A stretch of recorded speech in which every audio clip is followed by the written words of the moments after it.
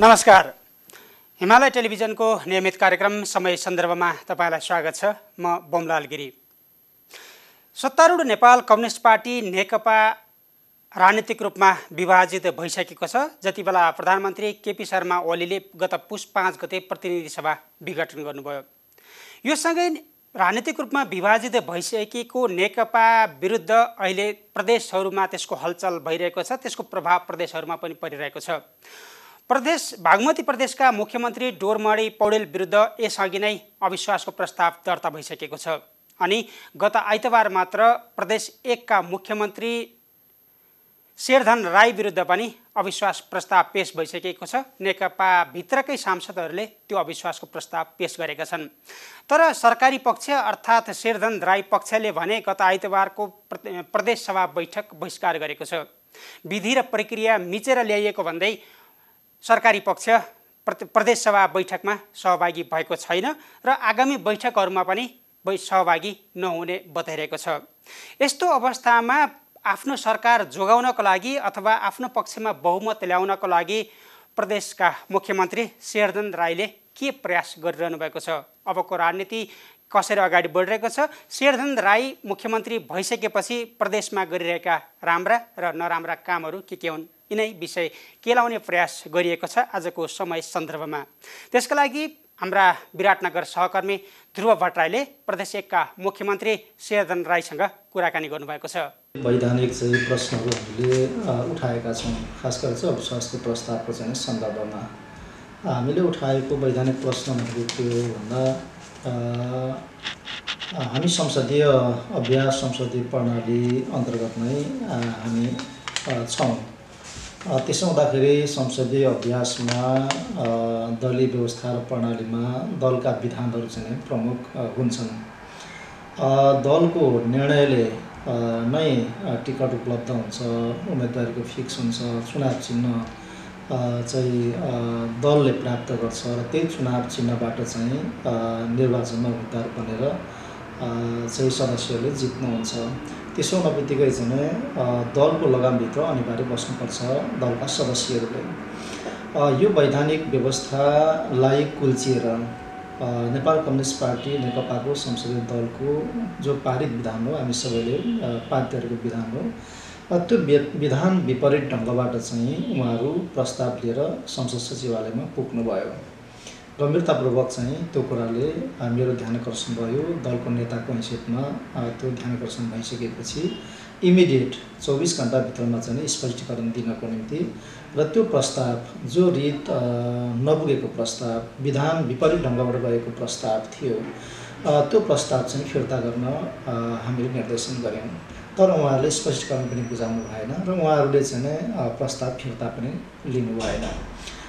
त्यसपछि हामीले विधान बमोजिम नै बकाइदा विधानको चाहिँ धाराहरू उल्लेख गरेर हामीले चाहिँ 3 महिनाको निम्ति हामीले चाहिँ निलम्बनको हामीले चाहिँ कारबाही गऱ्यौँ, जसको सूचना हामीले चाहिँ सभामुखलाई हामीले चाहिँ दियौँ र हामीले चाहिँ त्यस प्रकार विधान विपरीत रीत नपुगेको प्रस्ताव, त्यस्तो प्रस्तावलाई टेबल गर्नु, अगाडि बढाउनु चाहिँ गलत एउटा अभ्यासको थालनी गर्नु हो, गलत खालको चाहिँ परम्पराको थालनी गर्नु हो। त्यसो हुँदाखेरि चाहिँ संसदीय व्यवस्था त्यसको चाहिँ मूल्य मान्यता विपरीत हुने चाहिँ ढङ्गबाट चाहिँ त्यो प्रस्तावलाई अगाडि नबढाइयोस् भन्ने हाम्रो चाहिँ आग्रह थियो। त्यो आग्रह हुँदाहुँदै अब जबरजस्तै भन्नुपर्छ यो, किनभने सभामुखले यी कुराहरूको हेका राख्नु पर्थ्यो, ख्याल गर्नु पर्थ्यो, सबै कुराको चाहिँ अध्ययन गर्नु पर्थ्यो।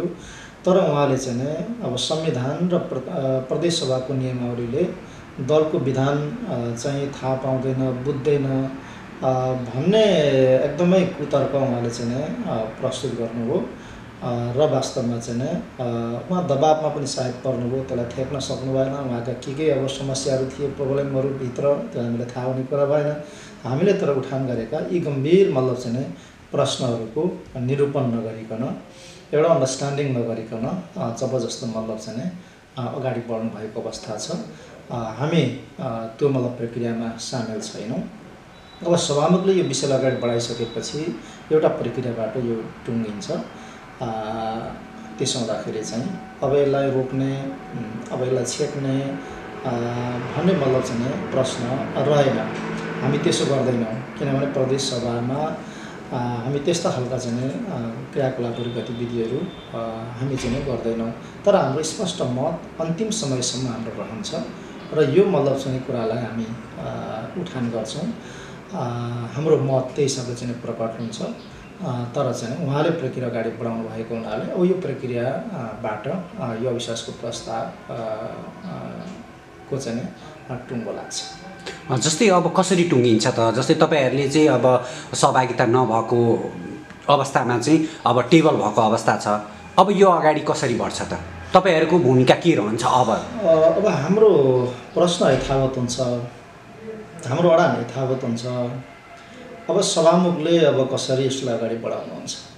जस्तै कार्यपालिका र व्यवस्थापिका बिचमा चाहिँ अब अलिकति टसल देखिएको हो यो कुराले पनि, जुन शक्ति सन्तुलनको विषयहरूमा अलिकति यसले चाहिँ असन्तुलित भएको जस्तो देखिएको हो। अब सरकारी बिजनेस नभएको हुनाले अब सरकारको अनिवार्य उपस्थिति अब यो विषयमा रहनुपर्छ भन्ने चाहिँ छैन।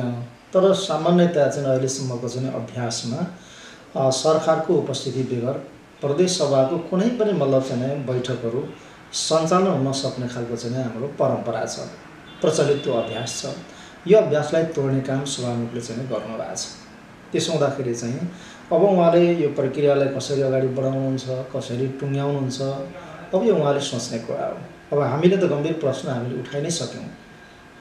हाम्रो प्रमुख सचेतकले एउटा स्टेटमेन्ट जारी गरेर आधिकारिक रूपमा हिजोको चाहिँ बैठकको बारेमा चाहिँ सभामुखले चाहिँ बैठक सञ्चालन गर्नुभएको विषयमा धारणाहरू चाहिँ सार्वजनिक गरि पनि सकेको छ। त्यसो हुनाले हामीले जे विषय असाध्यै गम्भीरतापूर्वक हामीले उठाएका हौँ, कम्तीमा पनि गलत खालको अभ्यासहरू परम्पराहरूको चाहिँ सुरुवात नहोस्। हामी पहिलो पटक संहिताको चाहिँ कार्यान्वयन गरिराखेका छौँ र यो पहिलो मतलब चाहिँ अभ्यास हो प्रदेश तहको चाहिँ संरचना।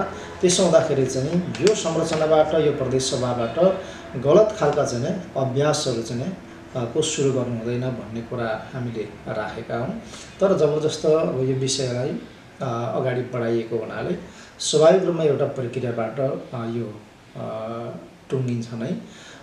र नेपाली कङ्ग्रेसले सायद एउटा आधिकारिक निर्णय गर्छ। त्यो निर्णय गरिसके पश्चात या त म नेपाली कङ्ग्रेसले अविश्वासको प्रस्तावको पक्षमा निर्णय गर्छ, त्यसो हुन बित्तिकै पनि यो प्रस्ताव अब रित नपुगेको भए पनि सभामुखले प्रक्रियामा लगेको हुनाले त्यो चाहिँ पास हुन्छ। त्यो पास हुँदाखेरि मैले नैतिक रूपमा चाहिँ मैले छोड्नुपर्ने हुन्छ।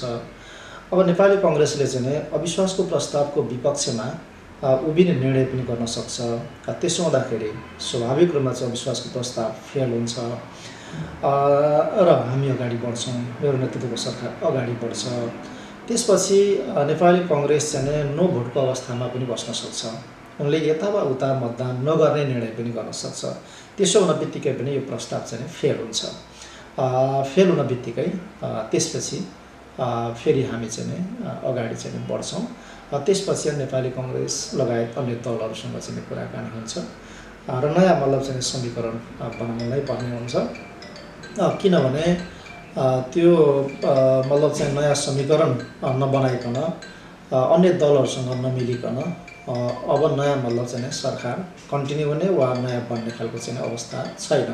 हामीले त्यही कारणले गर्दाखेरि जसरी केन्द्रमा पनि प्रचण्ड, माधव नेपाल र झलनाथहरूले चाहिँ देशलाई एकदम अस्थिरतातर्फ, राजत्वतर्फ लिएर जाने उहाँले कदम चाल्नुभयो, प्रयास गर्नुभयो।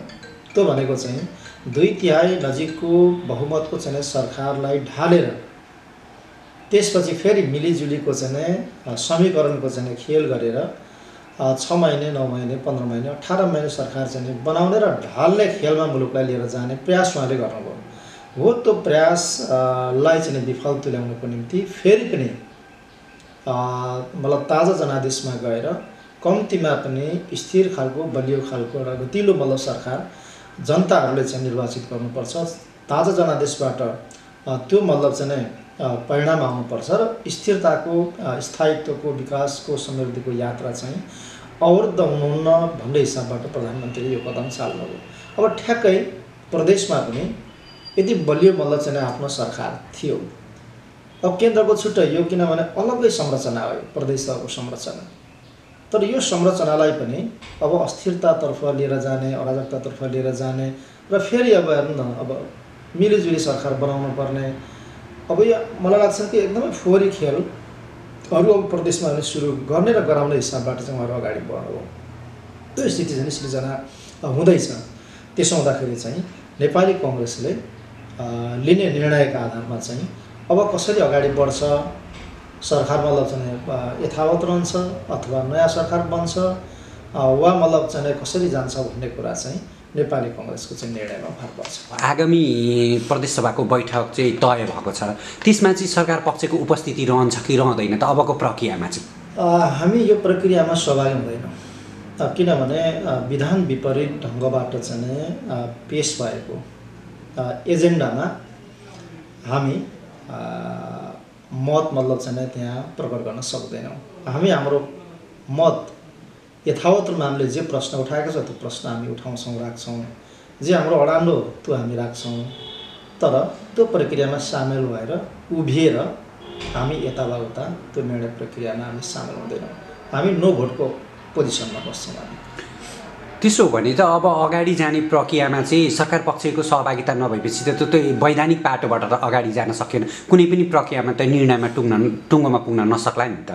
जस्तै अविश्वासको प्रस्तावको विषयको छलफल पनि होइन, सभामुखले अब अगाडि बढ्नुभयो, कसरी उहाँले अब चाहिँ यसलाई टुङ्ग्याउने अब के सोचिरहनु भएको छ उहाँले। अब हामीसँग छलफल पनि गरिरहनु भएको छैन, परामर्श पनि गरिरहनु भएको छैन। यो बैठक गर्छु यसरी सञ्चालन गर्छु भने उहाँले हामीसँग कुनै परामर्श गर्नु पनि भएको छैन। उहाँले एकाएक बैठक चाहिँ सुरु गरेर टेबल गराउनु भएको छ। अब कसरी उहाँले टुङ्ग्याउनुहुन्छ, अब सभामुखको चाहिँ मतलब चाहिँ उहाँको चाहिँ विवेक अथवा उहाँको चाहिँ अब हातमा चाहिँ यो विषय छ। जस्तै यो विषय चाहिँ अहिले अब अवैधानिक छ भनेर भनिसकेपछि चाहिँ हामी कानुनी उपचारमा पनि जान्छौँ भनेर भन्ने कुराहरू पनि आइरहेछ कि अब हजुरहरू यो विषयलाई लिएर अदालतसम्म जाने कुनै प्रक्रिया अगाडि बढ्छ? उपचारतिरै मतलब जाने उसमा त हामी छैनौँ, त्यो मुडमा हामी छैनौँ। तर भोलि विषयवस्तुहरू जब चाहिँ गम्भीरतापूर्वक घटिसकेपछि जो कोही पनि मतलब चाहिँ न्यायालयमा जान सक्छ, पुग्न सक्छ। तर हामी नै यो विषयलाई चाहिँ लिएर अदालतमा चाहिँ पुग्ने जाने त्यस्तो खालको चाहिँ मनस्थितिमा हामी छैनौँ। जस्तै सत्तारूढभित्रको विवाद चुलिरहँदा चाहिँ अन्तर्विरोध चुलिरहँदा चाहिँ प्रदेश नै विघटन हुने भन्ने कुराहरू पनि आइरहेको थियो। हजुरले सार्वजनिक मिडियाहरूमा पनि बोलेको भन्ने कुरा छ, के त्यो खतरा पनि सम्भावना रहन्छ? म विघटनको पक्षमा सुरुबाटै छैन। यदि विघटनको पक्षमा भएको भए मलाई थाहा थियो विश्वासको प्रस्ताव आउँदैछ भन्ने कुरा थाहा थियो। त्यस अगावै विघटनको मतलब सिफारिस मैले गर्ने थिएँ। तर सुरुदेखि नै प्रदेश सभाहरूलाई विघटन गर्नुहुन्न, भङ्ग गर्नुहुन्न भन्ने स्पष्ट मान्यता भएको हुनाले मैले उहाँहरूले प्रस्ताव दर्ता गर्ने दिन नै बिहान मैले चाहिँ क्याबिनेट बैठक बसेर प्रदेश सभाको बैठकको सिफारिस चाहिँ मैले गरेँ। अब जहाँसम्म चाहिँ अहिले पनि विघटनको चर्चा परिचर्चा चलिराखेको छ, मैले भनेको के हो भने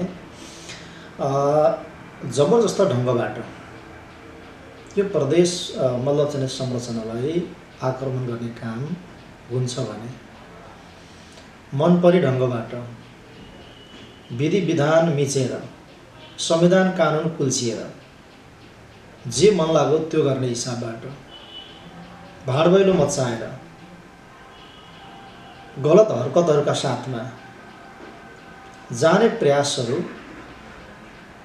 भएमा विघटन हुँदैन भन्न सकिन्न। विघटन मुख्यमन्त्रीले मात्रै गर्न सक्ने प्रावधान छैन, विघटन माथिबाट पनि हुन सक्ने प्रावधान छ। त्यसो हुनाले चाहिँ त्यो तहमा नपुग्ला भन्न सकिन्न। जुन ढङ्गले उहाँहरू अगाडि बढ्दै हुनुहुन्छ र सभामुख लतारिँदै हुनुहुन्छ र दलहरू पनि लतारिँदैछन्, कम्तीमा नेपाली कङ्ग्रेस जतिको पार्टीले चाहिँ यी कुराहरूको ख्याल गर्ला, लोकतान्त्रिक एउटा मूल्य मान्यताहरूलाई संसदीय मतलब चाहिँ अभ्यासमा दलीय व्यवस्था र प्रणालीमा स्थापित भएका मूल्य मान्यताहरूलाई ख्याल गर्ला भन्ने मैले ठानेको थिएँ। त नेपाली कङ्ग्रेस पनि लत्रियो। अब किन लत्रियो? नेपाली काङ्ग्रेसले नै यसको जवाब देला। तर मतलब चाहिँ यो विषयलाई जुन तरिकाले अगाडि बढाइयो यसले एकदमै गलत एउटा नजिर, गलत एउटा चाहिँ अभ्यास र परम्पराको चाहिँ सुरुवात गरेको छ र भोलि यसबाट चाहिँ आउन सक्ने सम्भावित दुष्परिणामहरूको जिम्मेवारी चाहिँ मूल रूपमा सभामुखले लिनुपर्ने हुन्छ, बोक्नुपर्ने हुन्छ। त्यसपछि यो प्रक्रियामा, अनुचित प्रक्रियामा चाहिँ लतारिने सबैले चाहिँ त्यसको जिम्मेवारी चाहिँ बोक्नुपर्ने हुन्छ। कस्तो खालको दुष्प्रयास भयो भने अथवा भोलि आउने प्रहार चाहिँ कसरी भइरहेछ, हुन सक्ने सम्भावना कस्ता रहन्छ? अब यो नजिरबाट, यो अभ्यासबाट चाहिँ जसले पनि अब दलको विधान तपाईँले च्याचुत पारिसक्नुभयो, दलको विधानको ख्याल नगरिकन जो कोही मान्य सदस्यहरूले पनि, दलका सदस्यहरूले पनि जस्ता सुकै मतलब चाहिँ विषय पनि लिएर जान सक्ने भए र त्यसलाई खारेज गर्ने, यताउता पेन्डिङ गर्ने अब स्पेस त्यो ठाउँ अब सभामुखलाई हुँदैन। जुनसुकै विषय गए पनि सभामुखले टेबल गर्नुपर्छ। अब हो यही हो मतलब चाहिँ गलत मतलब चाहिँ नजिर, यसले ल्याउन सक्ने दुष्परिणाम।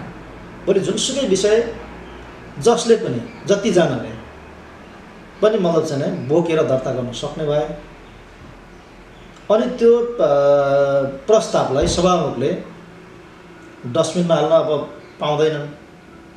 अब यो वा त्यो कारणले, तर्कले यता र उता चाहिँ काहीँ कतै मतलब चाहिँ राख्न पाउँदैनन्। त्यसलाई टेबल गर्न पर्यो, प्रक्रियामा लान पर्यो। हो यो एउटा कलङ्कको स्थिति चाहिँ पैदा भएको छ। अब यसबारे अझै पनि म गम्भीर बन्नको निम्ति चाहिँ म सबैलाई चाहिँ आग्रह गर्न चाहन्छु। अब प्रक्रिया प्रवेश, अविश्वासको प्रस्ताव चाहिँ प्रक्रियामा प्रवेश गरिसकेको छ। अब फिर्ता हुने अवस्था कतिको रहन्छ? के छ तपाईँहरूले फिर्ताको प्रक्रियालाई उठाउन सक्नुहुन्छ? अब फिर्ता त नहोला, किनभने उहाँहरू जुन तरिकाले अगाडि बढ्नुभयो र सभामुखले जुन तरिकाले चाहिँ लतारिएर उहाँले अगाडि बढाउनु हो, मेरो विचारमा अब उहाँले अब कसरी यसको ल्यान्डिङ गर्ने, टुङ्ग्याउने हो सभामुखको के छ अब दिमागमा थाहा छैन। तर मेरो विचारमा यो अब खारेज हुने, फिर्ता हुने अवस्थामा अब रहेन। यो अब सभामुखले तय गर्ने प्रक्रियाबाट नै यो विषय चाहिँ किनारा राख्छ। जस्तै अब अविश्वासको प्रस्ताव चाहिँ दर्ता भइसकेको छ, अब प्रक्रियामा जान्छ, त्यो एउटा टुङ्गोमा पुग्ने अवस्था छ। अब अविश्वासको प्रस्ताव फेल गराउनको लागि चाहिँ तपाईँहरूको तर्फबाट चाहिँ अन्य दलहरूसँग चाहिँ वार्ताहरूको प्रक्रियाहरू कसरी अगाडि बढिरहेछ, के छ? यो अविश्वासको प्रस्ताव सिधै फेल हुन्छ। यो पास हुने प्रस्ताव होइन। यो प्रस्तावले टेबल गरेको कुरा सुन्नुभयो नि, यो यहाँ मुख्यमन्त्रीले काम गर्न नसकेर, अयोग्य भएर अनि नालायक भएर ल्याएको होइन। प्रधानमन्त्रीले चाहिँ संसद विघटन गरेको र संसद विघटन गरेको कुरालाई मुख्यमन्त्रीले समर्थन गरेको हुनाले ल्याएको, यस्तो पनि तर्क हुन्छ? यस्तो पनि मतलब चाहिँ प्रस्ताव हुन्छ? त्यसो हुनाले यो कोही मान्य सदस्यहरूले प्रस्तावको मन्तव्य र प्रस्तावको चाहिँ प्रस्तावलाई समर्थन गरेर पास गर्ने भन्ने कुरा त्यहाँ हुनै सक्दैन। त्यसो हुनाले चाहिँ नेपाली काङ्ग्रेस, जनता समाजवादी पार्टी, अर्को मतलब चाहिँ लिम्बुवानसँग सम्बन्धित पार्टी, राष्ट्रिय प्रधान पार्टीले अविश्वासको प्रस्तावको विपक्षमा उहाँहरू उभिनुहुन्छ। या त नो भोटमा बस्नुहुन्छ या त विपक्षमा खुलेर उहाँले मतदान गर्नुहुन्छ। यो स्वतः यो चाहिँ तपाईँको असफल हुन्छ। त्यसो भने यही सरकारले निरन्तरता पाउने तय अवस्था छ भन्न सकिन्छ अहिले? यो सरकार निरन्तरता पाउँछ। जस्तै अब अहिले धेरै मन्त्रालयहरू खालीको अवस्थामा पनि छ। जस्तै मन्त्रीमण्डल विस्तारको तयारीहरूको प्रक्रिया अगाडि केही छ कि कसरी अगाडि बढिरहेछ, के छ? मन्त्रीमण्डल विस्तार हुन्छ।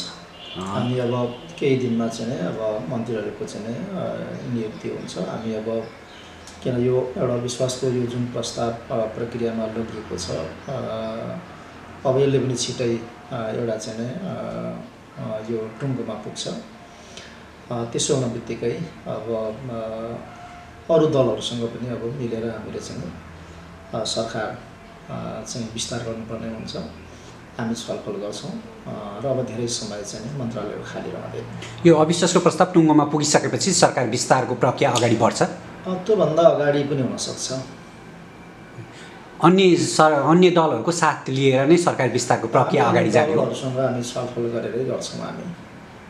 त्यसो भने अबको मन्त्रीमण्डल विस्तार हुँदाखेरि अन्य दलको पनि साथ देख्न सकिन्छ सरकारमा? सकिन्छ। जस्तै केही कार्यक्रमहरूमा तपाईँले पनि भनिराख्नु भएको पनि छ, यदि मैले मुख्यमन्त्री छाड्नुपर्ने अवस्था आयो भने काङ्ग्रेसलाई सघाएर पनि अगाडि जान सकिन्छ भनेर पनि कुराहरू सार्वजनिक गर्नुभएको थियो सार्वजनिक कार्यक्रमहरूमा। यो सम्भावना कतिको रहेको छ? होइन, मैले चाहिँ त्यसो भनेको होइन। मैले के भनेको भन्दा मिडियाकर्मीहरूकै जिज्ञासा, यदि त्यस्तो भयो भने के गर्नुहुन्छ भन्ने प्रश्नमा मेरो जवाब के थियो भन्दा हामी छलफल गर्न सक्छौँ। मैले दिएको जवाफ यति हो। अब यो विषयमा औपचारिक रूपमा कहीँ कतै छलफल भएको छैन। उहाँहरूले प्रस्ताव पनि गर्नुभएको छैन, हामीलाई मुख्यमन्त्री दिनुहोस् भन्ने प्रस्ताव पनि राख्नुभएको छैन र हामीले पनि मुख्यमन्त्री तपाईँहरूले लिइदिनुहोस् यो प्रस्ताव हामीले गरेका छैनौँ। यदि मल्ल नेपाली कङ्ग्रेसले यो प्रस्ताव राख्यो भने छलफल त हुन्छ नै, त छलफलबाट हामी चाहिँ अगाडि बढ्छौँ। सम्भावना कतिको रहन्छ त्यो? त्यो सम्भावना अलिकति म कम देख्छु, किनभने अहिलेसम्म नेपाली कङ्ग्रेसले त्यो प्रस्ताव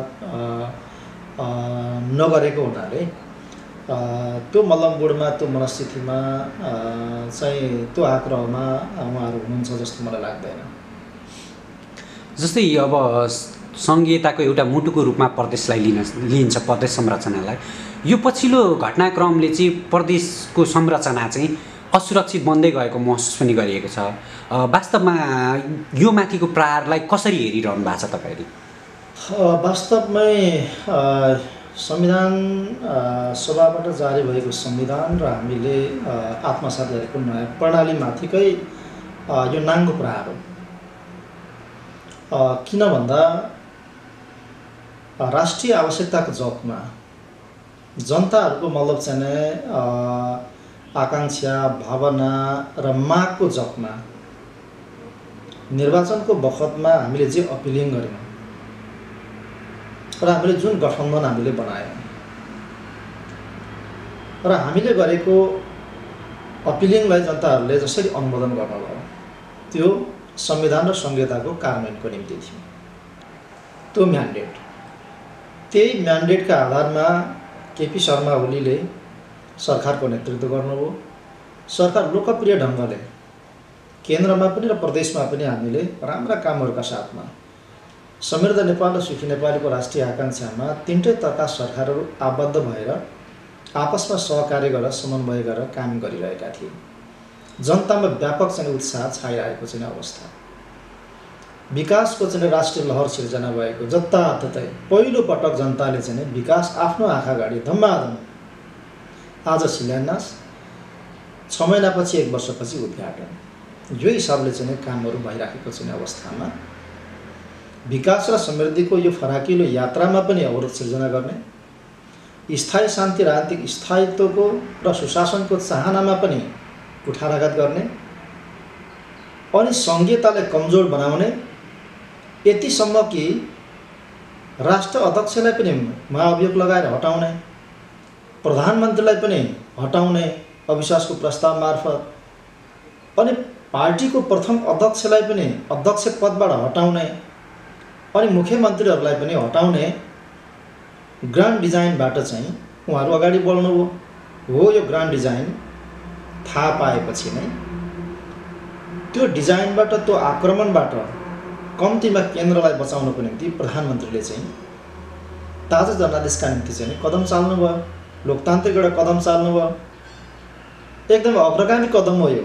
उहाँहरूले चाहिँ प्रतिगामी भनिरहनु भएको छ कि निर्वाचन गर्ने कुरा, जनताको बिचमा जाने कुरा प्रतिगामी हुन सक्छ, जनताले फैसला गर्ने कुरा, जनताले निर्णय गर्ने कुरा प्रतिगामी हुन सक्छ। जनताहरूको अपमान गरिरहनु भएको छ उहाँहरूले। यसरी चाहिँ उहाँले लोकतान्त्रिक चाहिँ कदम चाल्नुभयो, देश ताजा जनादेशमा गइसकेको छ। यसरी चाहिँ उहाँहरू त्यसपछि माथि असफल भइसकेपछि अब प्रदेशमा आक्रमण उहाँले सुरु गर्नुभयो। यहाँ त कुनै कारण थिएन नि,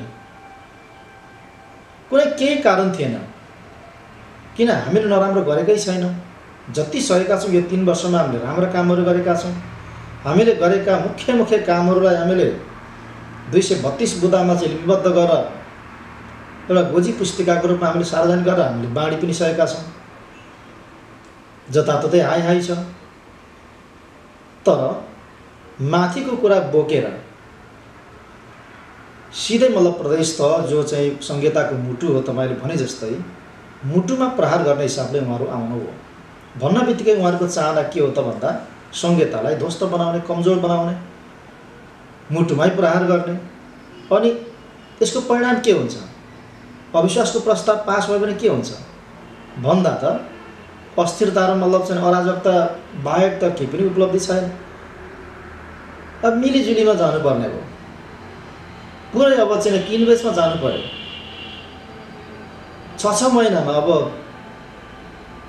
सरकार मतलब चाहिँ अब ढाल्ने र चाहिँ बनाउने चाहिँ खेलमा अलमलिनु पर्यो। यसरी जनताको चाहिँ विकास र समृद्धिको आकाङ्क्षा पुरा हुन्छ? जनताले चाहेको शान्ति, स्थिरता, स्थायित्वको, सुशासनको चाहना पुरा हुन्छ यस्तो खालको परिस्थिति सिर्जना गरेर? त्यसैले उहाँहरूले संविधान र संहिताको मुटुमा प्रहार गर्नुभएको छ र यसको निश्चय नै उहाँले ठुलो मूल्य चुकाउनु पर्नेछ र त्यो मूल्य चाहिँ निर्वाचनमा उहाँले चुकाउनु पर्नेछ। जनताले अस्थिरता, अराजकता पैदा गर्न चाहने, सिर्जना गर्न चाहनेहरूलाई र संहिताको मुटुमा प्रहार गर्नेहरूलाई जनताले आफ्नो मतबाट धुलो चटाउनेछ।